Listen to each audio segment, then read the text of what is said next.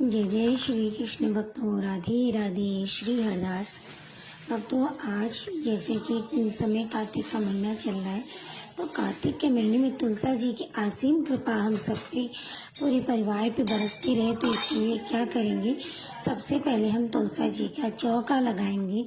चौकी को अच्छे से पोंछेंगे, अगर हो सके तो गोबर से भी लीप सकते हैं आप, लेकिन मेरा इस तरीके से संगमरमर का बना हुआ है तो मैंने सिर्फ पानी से ही पोंछ दिया है।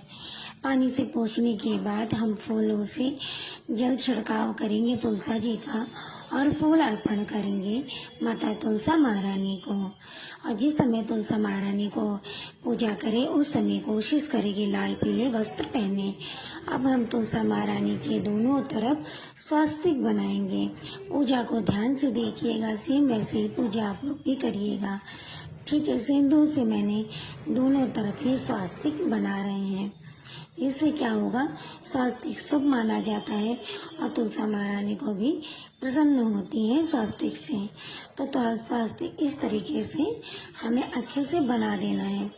ठीक है, और स्वास्तिक बनाने के बाद में हमें बार बार बीच में तुलसा महारानी का ध्यान करना। देखिए, तुलसा महारानी के ऊपर हम सिंदूर लगा रहे हैं। सिंदूर पूरे भी पत्तों में बहुत लोग लगा देते हैं, इस तरीके से नहीं करना है, सिर्फ एक दो जगह लगाना है बस, ज़्यादा नहीं लगा देना है। अब तुलसी के पत्ते पत्ते पे लगा दिया। अब तुलसा महारानी के पास जो मैंने स्वास्तिक बनाया है उस स्वास्तिक पे मैंने फूल भी दोनों तरफ रखने हैं। उसके बाद हमें क्या करना है, थोड़ा सा चावल लेना है। ठीक है, थोड़ा सा चावल लेंगे हम। चावल से क्या होता है कि चावल भी हमारी पूजा में कार्य में शुभ माने जाते हैं। तो थोड़ा सा चावल से हम छिड़काव करेंगे स्वास्तिक के ऊपर, और तुलसा जी के गमले में भी थोड़ा छिड़काव करेंगे चारों तरफ। छिड़काव मैंने कर दिया है, बहुत ध्यान से देखते रहिएगा। छिड़काव मैंने कर दिया है और ये काम आपको ब्रह्म मुहूर्त में ही करना है। ठीक है, अब हमें क्या करना है कि तुलसा जो स्वास्तिक मैंने बनाया है उसके बीचों बीच में थोड़ा सा चावल रख देना है। चावल हम रख कर इस पे हम दीपक जलाएंगे। ध्यान रखिए भक्तों, दीपक हमें कभी खाली नहीं जलाना चाहिए। हमेशा दीपक जब जलाएं तो नीचे चावल आवल रख के जरूर जलाएं।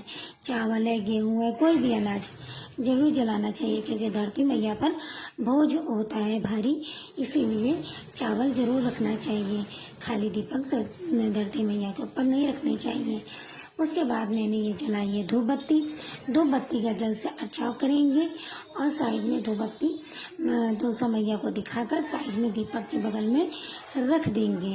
और प्रार्थना मन मनोकामना जो आपकी हो वो करते रहना चाहिए।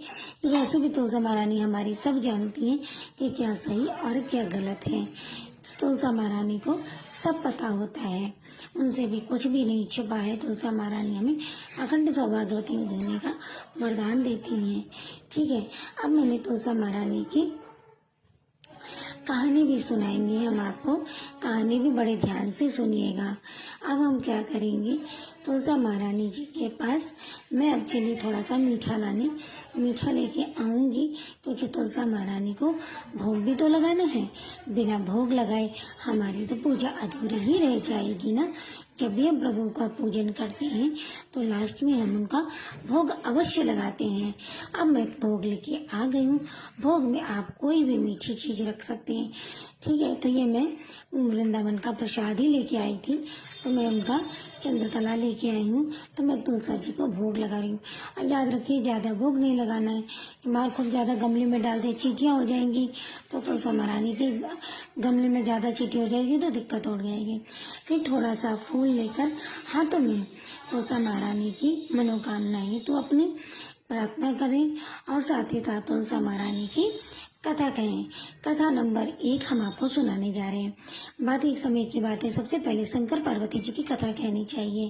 शंकर पार्वती जी में कथा में है कि एक बार की बात है, गणेश भगवान और कार्तिकेय जी के बीच में लड़ाई हो गई कि हमसे बड़ा कौन है।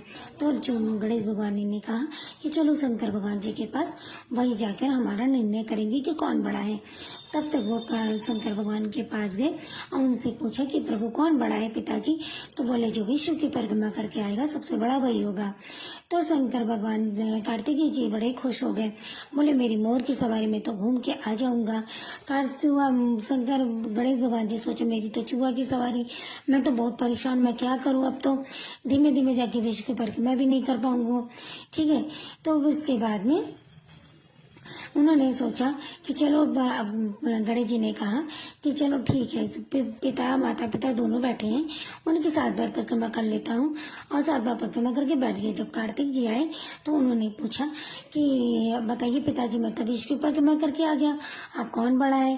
तो गणेश शंकर भगवान जी बोले कि देखो, सबसे पहले तो गणेश भगवान मेरी माता पिता की परिक्रमा करके बैठा हुआ है, तो सबसे बड़ा माता पिता की जो सेवा करता है विश्व में सबसे बड़ा वही माना जाता है।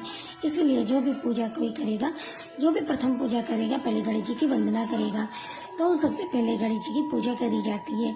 इस हिसाब से गणेश जी सर्वप्रथम माने जाते हैं और पूजनीय होते हैं। दूसरी कहानी कि एक माता की बूढ़ी माता थी, उनके कोई बच्चा नहीं था, बहुत सेवा करती थी वो अपनी तुलसा महारानी की, रोज लेपती थी, रोज प्रार्थना करती थी कि हे तुलसा महारानी मुझे बच्चा दे दो, बच्चा दे दो। लेकिन उनके हाथों पे पूजा करते करते उनके छाला पड़ जाता था। जब हाथों में छाला पड़ गया तो छाला 9 महीने तक वो छाला बहुत दिखाया, सही नहीं हुआ। वो छाला जाके 9 महीने में फूटा। तो फूटने के बाद उसमें से एक मेढक निकला। मेढक टर टर बोले और बोले, मैया मैं तेरा बालक हूँ, मैया मैं तेरा बालक हूँ। तो क्या ये तो है मेढक, लेकिन बोल तो मनुष्य की तरह है। खैर कोई बात नहीं, तुलसी महारानी ने मुझे जो भी दिया, जैसा भी दिया, ठीक है। तो एक बार इनके गली के बाहर से बारात जा रही थी, तो देखा कि बारात जा रही है, तो लड़के ने जिद करा कि हे मैया सब बारात जा रहे हैं तो मैं भी बारात में जाऊंगा। तो मैया बोली कि तू जाएगा तो तू कैसे पैर के नीचे कुचल के दब जाएगा, तो तुझे मेरे सिवा मेरा कौन है? तो बोले नहीं मैया मैं जाऊंगा। तो जब बारात जाने लगा, भंवर पड़ने लगी। जब 7वीं भंवर हुई तो जाकर की वो जो जयमाल थी लड़की के कन्या की, वो जयमाल जाके मेढक के ऊपर गिर गई। तो पंडित जी बोले ये तो 7वीं भर में जयमाल ने तो मेढक के ऊपर पड़ा, अब तो इसकी शादी इसके साथ हो गई। अब ये दुल्हन के साथ ले जाकर वो जाकर अपने घर आ गया लेके। तो बोला मैया दरवाजा खोलो, मैं तुम्हारे लिए दुल्हन लाया हूँ। हंसने लगी, तेरे साथ कौन? तो मेढक के कौन शादी करेगा? नहीं मैया मैं लेके आया हूँ। तो देखा तो मैया बड़ी खुश हुई, बड़ी प्रसन्न होने लगी। तो बोले कि अरे ये तो तुलसा महारानी ने हमें दिया है। अब पूरे परिवार से वो लोग खुश रहने लगे, प्रसन्न रहने लगे कि तुलसा महारानी ने हमें घर में बहू दे दी। एक बार जब बहू सो रही थी तो देखा कि रात्रि में खाल उतार कर मेढक ये सो जाता है और रात में मनुष्य बन जाता है। पिता उसने जाकर सास को पूरी बात बताई। तब सास ने जाकर कहा कि जब ये मेढक बने खाल उतारे तो मुझे बताना, तो मैं इसका खाल जला दूंगी। और दूसरे दिन ऐसा हुआ, उसने खाल को जला दिया, अब मनुष्य का मनुष्य ही रह गया। तो बोले कि देव आप तो बालक के रूप में आ गया मेढक, अब तुलसा मैया महारानी की कृपा आसीन बरतती रही। तो ऐसी ही हमारी तुलसा महारानी। बोलो तुलसा महारानी।